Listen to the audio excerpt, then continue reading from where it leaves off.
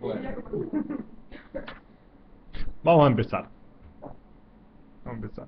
Lo primero que vamos a empezar con qué es Hanukkah. Hanukkah, hay muchas explicaciones. Nosotros vamos a usar tres. Después cuando vayamos con el contenido se van a entender mejor. Hay tres explicaciones. Hanukkah se divide en Hanu, que viene de la palabra lanuach, descansar, y Ha viene de la Hav y la Hei, que suman 25. Descansaron el 25, que es el 25 Kislev, cuando se festeja Hanukkah. Después vamos a ver por qué se dice que descansaron, pero hay una de las explicaciones por qué tiene este nombre, que descansaron el 25 Kislev, que fue la fiesta de Hanukkah. Otra explicación, que viene de la palabra Jinuj, porque todo el sentido de Hanukkah que tenía que ver en sí mismo es enseñarnos a prender la vela adentro nuestro.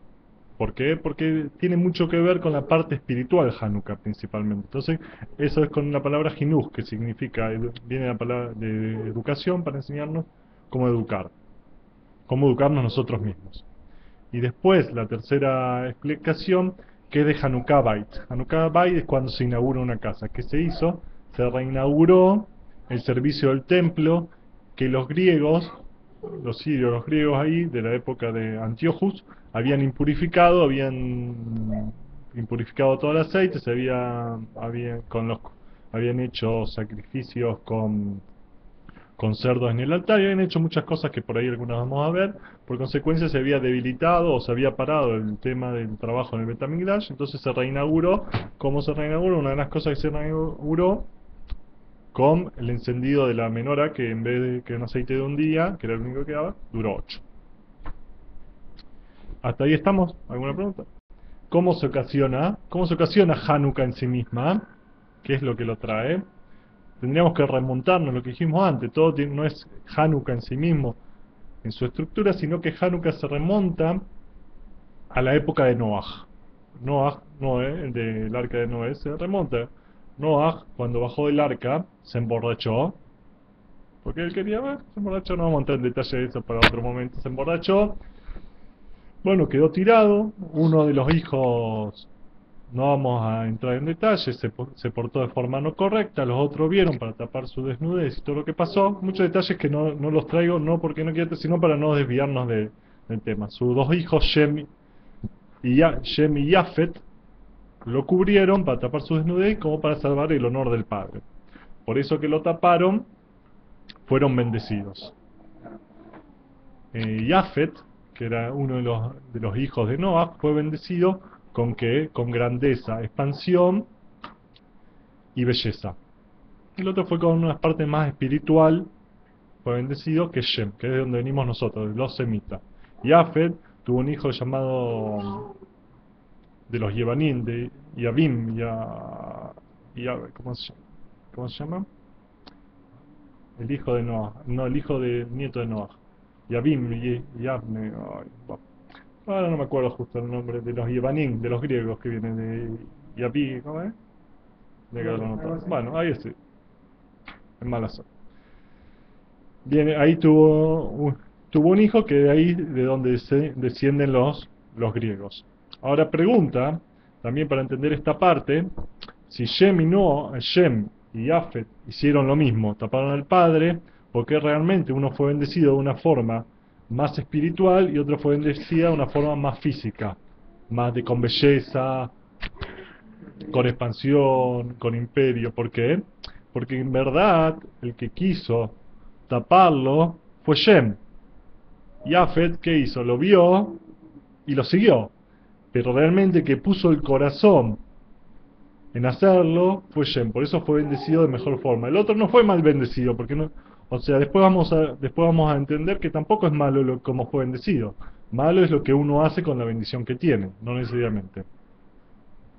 Después seguimos, los Jamín preguntan cuál es hay dos festividades que se siguen, que son festividades decretadas por los Jamín, por los sabios, que no son de la Torah, que son Purim y Hanukkah. Son dos festividades que pregunta cuál es la diferencia entre Purim y Hanukkah. Ya de paso vemos otra fiesta. Que Purim, los que querían hacer era destruir al pueblo judío. no le interesaba. Si vos eras hijo de judío, o tu abuelo era judío, vos se había convertido, se había casado, vos no eras judío, no importaba. Ahí vos tenías alguna relación, a Amán no le interesaba. Él quería destruirte físicamente, de todas formas, hacerlo desaparecer. De todas formas, no había posibilidad de nada.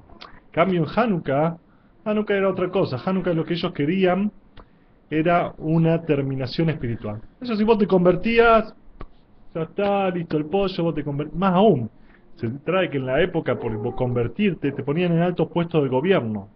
O sea, te dan muchos incentivos para convertirte. Después vamos a ver por qué era tan importante y hacían tanto hincapié y tanta importancia en que se conviertan. Entonces vimos la diferencia entre Purim y Hanukkah. ¿En qué? Bueno, no importa, así en coro. Antes estábamos con música, alegría, alegría, alegría. ¿En qué época del templo se realizó Hanukkah? Hanukkah es la época del segundo Betamigdash. No, el primero el segundo Betamigdash. ¿De dónde salen los griegos? Ya vimos dónde salen los griegos salen de toda esa época. ¿Qué es el tema de los griegos? ¿Cuándo se cumplió la verajá, la bendición que le dio Noaj a su hijo? Pasó 1700 años después cuando pasó con Grecia, que se convirtió que era uno de los países, porque Europa ya estaba como media desolada, era toda la parte oriental la que estaba más ocupada. Pero ya Grecia se plantaba como un país donde en ese país ya tenía cultura, tenía impuestos, tenía democracia, ya se estaba organizando. ¿Cuál es uno de los temas de Grecia? Grecia es un país que se caracteriza por montañas. Entonces las ciudades, más allá de tener todo eso, se encontraban desconectadas, no tenían ni celular, ni mail, ni todas las cosas, ni teléfono para comunicar. Entonces cada ciudad. Entonces se habla de la época, en esa época de qué ciudades se habla, importante, se habla de Esparta, que siempre cuando hablo de Esparta me hace acordar la película 300. De Esparta y de Atenas trae.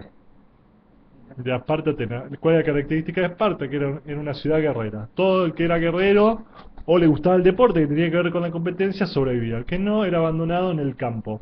Tirado ahí porque no servía, no tenía ninguna. O sea, era muy culta, muy guerrero, pero no había posibilidad de otra cosa. Atenas, de ahí había otra cosa. Nosotros vemos que ya estaba la construcción, la arquitectura, la filosofía, el arte. ¿De dónde absorbían todo eso? Los griegos eran muy inteligentes, en toda ciudad que conquistaban absorbían conocimientos. Ejemplo, la arquitectura, ¿de dónde la absorbían? De Egipto, que ellos eran muy buenos. Vemos en el tema de las pirámides, todo eso. Entonces de toda la arquitectura y así iban y ellos sumaban a todo, porque ellos era algo que la sabiduría la querían. ¿Por qué? Porque ya tenían la bendición en sí mismo y adentro. ¿Qué pasó? Esparta, como era una ciudad de guerreros, quería pelear todo el tiempo. Y en ese tiempo se levantó un gran imperio. ¿Cuál era el gran imperio que se levantó? El imperio de Persia. Persia, que estaba lejos, se levantó el imperio de Persia. Y el imperio de Persia quiso gobernar sobre el mundo. Entonces que iba ciudad por ciudad, que conquistaba y lo único que quería cobrar, como tipo, como hoy, un impuestito, que no le gustaba pagar el impuestito, punga, lo pasaban por arriba. Era muy poderoso. Grecia también era poderosa, pero a esto que pasaba, que estar separada, Esparta quiso empezar a conquistar las otras ciudades. Y que para gobernar sobre Grecia. Pero ¿qué pasó? Al tratar de conquistar las otras ciudades, debilitó Grecia. Ahora en el norte de Grecia ya se armaba una gran ciudad. Una gran ciudad estaba el rey Felipe. A veces las traducciones no están del todo bien, pero bueno, el rey Felipe, que era la ciudad de Mogdon. Así trae la traducción, la ciudad de Mogdon, donde preparaba un ejército grande. Y en ese ejército grande esto pasa, como dijimos, 1700 años después de Noah. Un ejército muy grande, y él fue el que fue arrasando con todo y fue hasta que conquistó todo Grecia. Todo Grecia, ¿quién era? ¿Quién? Y él tenía un hijo. ¿Cómo se llamaba el hijo? De Felipe, Alejandro. Famoso Alexander, como lo llamaban. Tenía el hijo Alexander, que ya era diferente a los demás, pero tenía mucha capacidad. La cosa que, bueno, la capacidad de Alexander ya se llevaba muy bien Persia, con Grecia, porque Grecia pagaba los impuestos que le daba. Pero bueno, cuando ya nació Alexander y Persia le había mandado un caballo de regalo, porque se llevaba bien, pagaba el impuesto, le mandó un caballo salvaje a Grecia. Y le mandó al que mandaba a Grecia, quien era Felipe de Mogdon, que sería Magno, lo que nosotros conocemos como la ciudad de Magno. Le mandó un caballo salvaje que era tan salvaje que mataba a la gente ya. Entonces lo único que pudo hacer, no, lo puso en una jaula y a todo lo que decretaba pena de muerte, lo ponía adentro. Pero Felipe, ¿qué soñó? Felipe tuvo un sueño, que el que montara ese caballo gobernaría sobre todo Grecia. Se cuenta que cuando Alejandro Magno aproximadamente tenía por ahí, vamos a decir una edad, creo que dijo 15, 17 años.